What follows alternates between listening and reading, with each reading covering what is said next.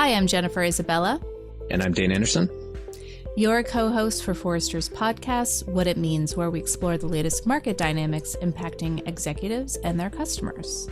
Today, we're joined by Vice Presidents and Research Directors Ashutosh Sharma and Michael Barnes to discuss Forrester's 2023 predictions for the Asia-Pacific region. Welcome both. Thank you. It's great to be here. Thanks, Jen. Thanks, Dane. Thanks for inviting me. So context is everything, as per usual, and in your predictions report, it states that the region has mostly avoided the rising inflation and recession threats that have plagued major economies all over the world. Can you just share why you think that is, and will that continue in 2023? Sure. To begin with, the region is somewhat removed from the impact of crisis that we're seeing in Europe and has followed a somewhat independent path when it comes to how to control the inflationary and recessionary trends. And even if you go back further, the way the COVID-related economic fallout happened here is a little bit different because the region followed a looser monetary policy followed by most of the countries in the region, and that has helped economies largely avoid some of these threats that we are seeing in Europe and North America. This, however, is set to change. We're already seeing the impact of global phenomenon coming to the doorsteps of the region. The rising interest rates, for example, in US has made the capital flow out of the region and back to the US. That's kind of raising the USD and starting to hurt the import. At the same time, we are also seeing weakening of external demand environment for the region. So it is safe to say that 2023 will be more difficult as this fallout from the global economic downturn spreads. And this is why we are seeing the region will become even more regionally focused in its trade and strategies. And if you look at the digital adoption, owing to the low level of digitization, we are seeing an accelerated investments in tech. Both the companies and the governments will speed up adoption of tech-led solutions to improve the lives of citizens and the customers.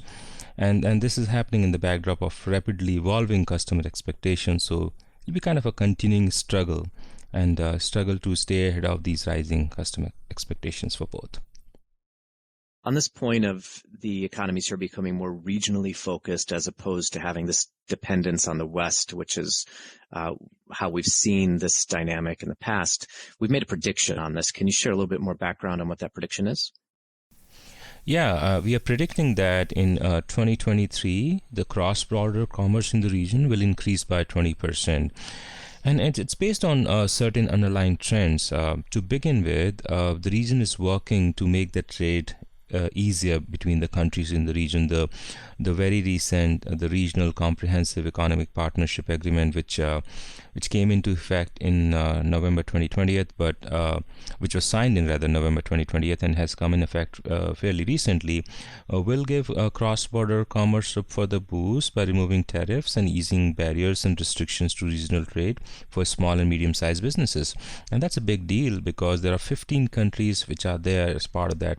Right now, India is not part of it, but India, which is one of the major economies in the region, has an option to join it at some point in the future.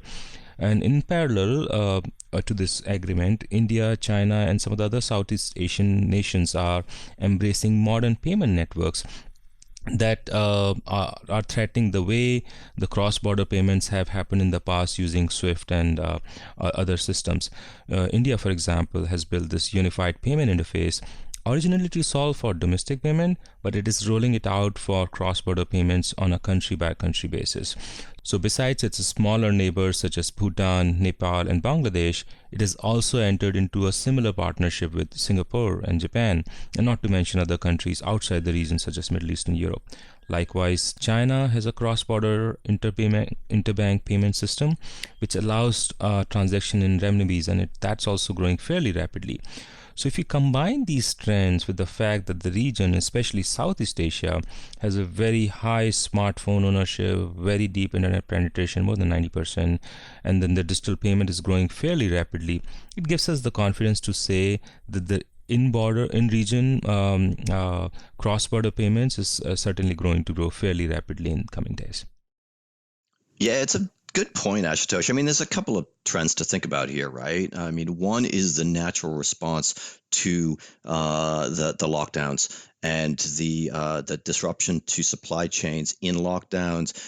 Countries are forced to be have been forced to be more self-sufficient, right? And that's expanded into regional sufficiency as well.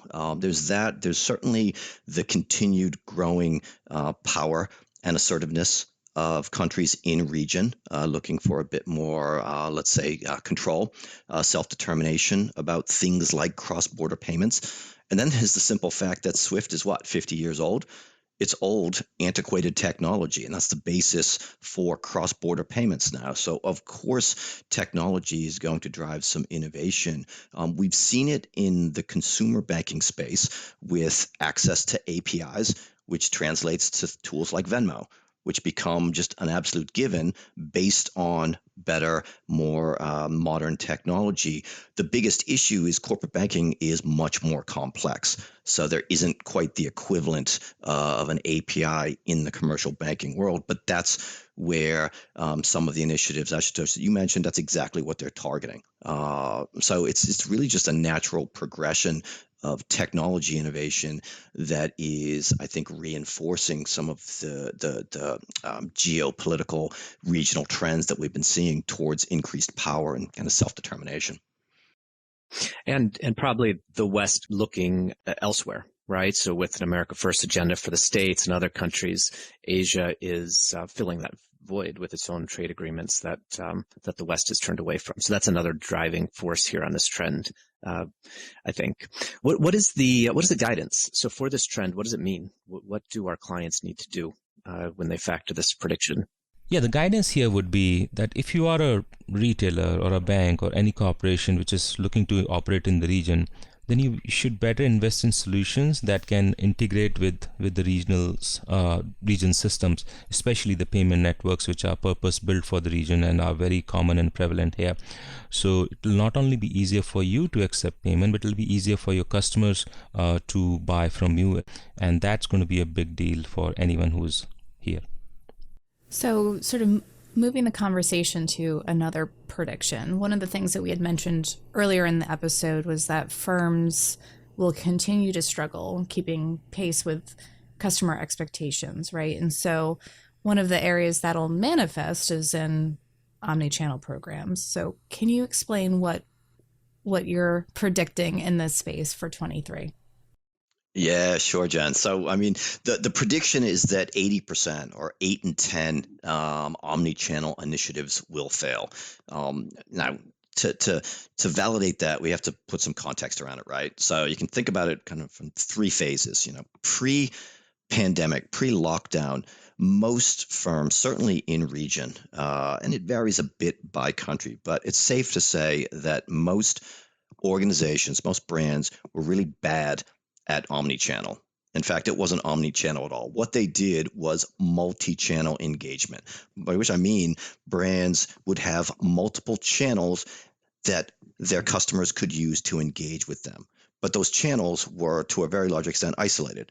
There wasn't a lot of consistency or sharing of insight across those.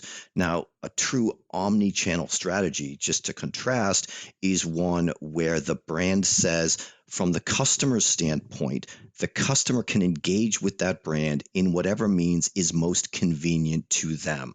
It's kind of the definition of an outside-in strategy. That only works if those channels are sharing information about the customer. So the context is clear. So me as a customer, I can engage in whatever manner is most effective. That could be a mix of physical, digital, anything in between. And that's the challenge. So what happened was lockdown hits, brands go to full digital because, of course, there is no physical engagement. And we get a couple of years of strong virtual digital engagement. A lot of brands did that really well and used as an opportunity to innovate, which was great. But now we're post-lockdown, they're reverting back to investing in some of those physical channels. They never learned the lesson that the channels need to be integrated.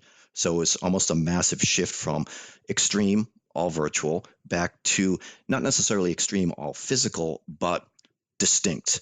So it's back to multi-channel. And that kind of in a nutshell is why we say omni-channel will fail, because essentially most brands aren't actually delivering omni-channel as viewed from the customer's perspective.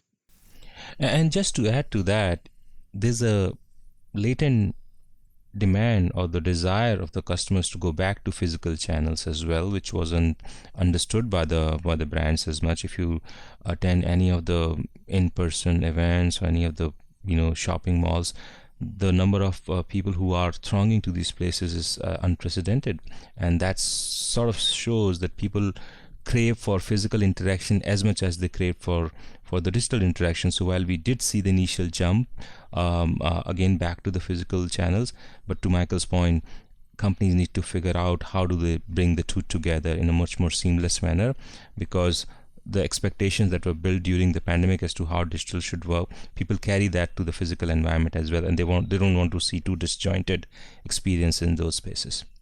Yeah, exactly right. And so, I mean, Forrester's recommendation there is to design, understand, and implement an experience architecture. And the key focus there is the ability to not only understand who your customers are, what their expectations are across different points in the customer's journey, but then map that journey and those expectations to the most likely, most appropriate channel, whether that's virtual or digital, and be able to share the information, the insights, ultimately the data across those channels to provide context, right? To your point, Ashutosh, folks want physical engagement, but they don't want to have to repeat themselves. They don't want to feel like they're a brand new customer every time they engage with a brand. They want the best of both worlds, and they have a right to expect it. And I think that's the key that brands have unfortunately kind of forgotten. Thanks for those insights. I think that one's quite clear. I think we can move on to the next one. And one of the more provocative predictions in the report is that at least 50 APAC firms will be penalized over performative ESG actions. So maybe let's explain what performative ESG actions are, and let's explain a little bit more about why we made this prediction and what we think is going to happen. Yeah, and look, I'll double down on the prediction.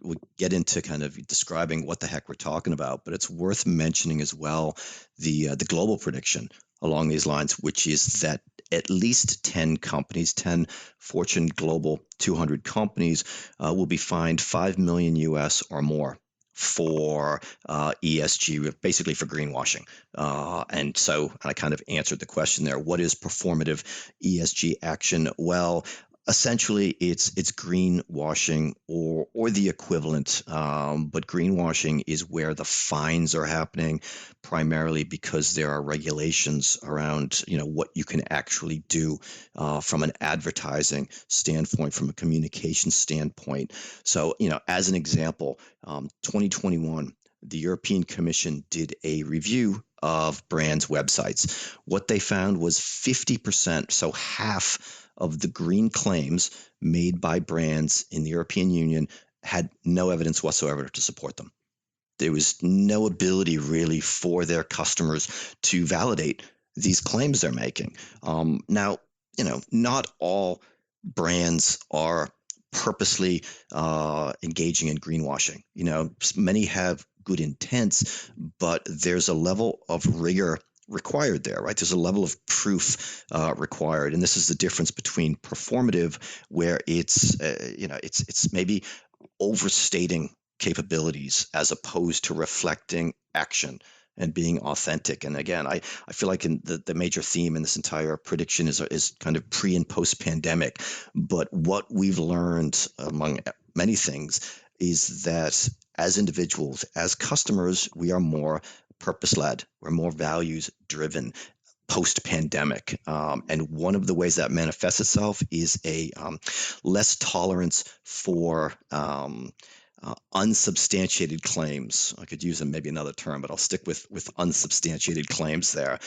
And that has an impact, right, on brand value, certainly, but even on potential fines. And this is the numbers that we're talking about. So ASIC, the Australian Securities and Investment Commission, is now investigating firms in Australia, particularly financial services firms, because they have regulatory guidelines in terms of what they can classify as green investments, for instance, as green products. The extreme example is DWS, the asset management arm of Deutsche Bank. Back in, what was it? It was in June. The CEO was forced to resign because DWS was overstating the green credentials of their products. And that involved actual raiding of their headquarters by German police. And just to add to that, I want to drive the distinction here that we are not talking about simple compliance. We have always had regulations in place for some of the ESG related, compliance requirements, and companies were already meeting them. What we are talking about here is companies going above and beyond and making claims of doing things above and beyond, which are actually not happening, and reflecting it in their marketing campaigns, which kind of sends the wrong message to the customers at large about their value consciousness around these.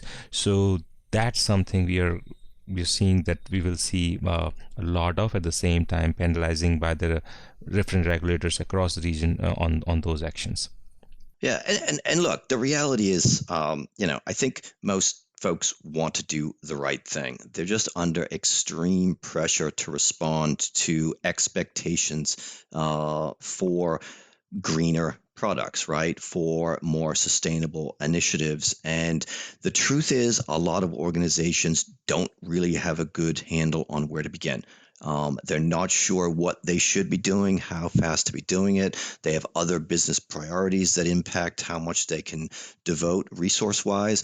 So the challenge is ensuring that when it comes to corporate communications, to outbound messaging, to marketing related to green activities, that it's authentic. Simple as that it reflects reality for the organization, that you avoid consciously or subconsciously overstating what you're doing, because you'll get called out on it. And I do have an example that I'd be happy to share if we have time from outside environmental sustainability, because it's not just about fines, right? Think about it in terms of reputation. So earlier this year, my colleague Sam Higgins posted a blog on, it was right after International Women's Day. And not surprisingly, there were a lot of brands going on social media promoting International Women's Day, and a bit of self-congratulatory posts related to their brand, basically linking their brand to International Women's Day.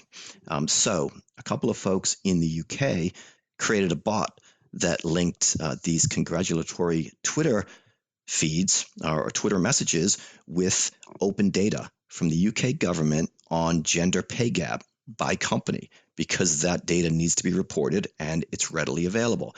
And basically what they did was shame the brands who were, basically promoting themselves as part of International Women's Day, but weren't actually following through in their own actions.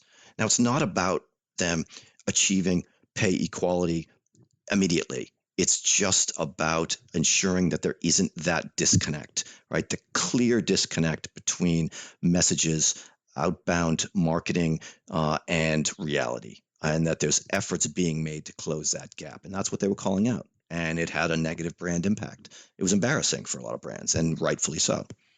Thank you for that background. And Michael, I think you've mentioned that the guidance that we've recommended is that our clients act with authenticity and transparency. But if something should go wrong, what should they do? Yeah, look, I mean, it's a great question. I guess I would say the first thing, things will go wrong, right? Because the lack of understanding around ESG and the demands for action to be taken and for that to be publicized. But so when mistakes happen, the key is to own up to it. It's to be open. It's to act with empathy and have the courage to own up, to fess up, and to do better. And the way you do better is by providing evidence of what you're doing. So match your words to your actions. actually walk the walk and ensure that your communication doesn't get too far ahead of your walking pace. If I'll just continue that analogy. So to take us home, are there any other trends that APAC firms should get ahead of in the coming year? Certainly a broad question, but worth picking your brains on this one. Sure. I mean, there's another prediction which kind of goes back to what I started off with around region going a little bit more self-sufficient around the technology adoption. And we are going to see that a lot of in-region digital industrial platform adoption will happen, and primarily in the manufacturing. This is because when you look at the APAC across different manufacturing subsectors, be it construction, utilities, and other industrial firms, they are already adopting cloud fairly aggressively.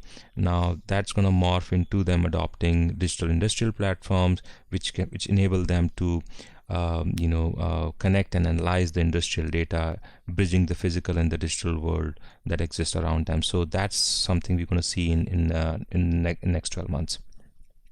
Yeah, so from my end, Jen, I guess the one that I would mention, I'll actually go back to a global prediction for tech leaders, and that prediction is around really the emphasis for organizations from an investment standpoint. And I think this applies well beyond tech leaders. This is for business leaders in general. Given what Ashutosh and I talked about, the geopolitical tensions, the economic headwinds, some of the other concerns that we're seeing. If you look at where organizations are investing, the definition of a future fit organization, one that is able to support a customer obsessed approach, some of the things we talked about, they focus on three key areas: the ability to be adaptive, the ability to be creative, and the ability to be resilient. Now, for the past couple of years, the primary focus for organizations has been on creativity.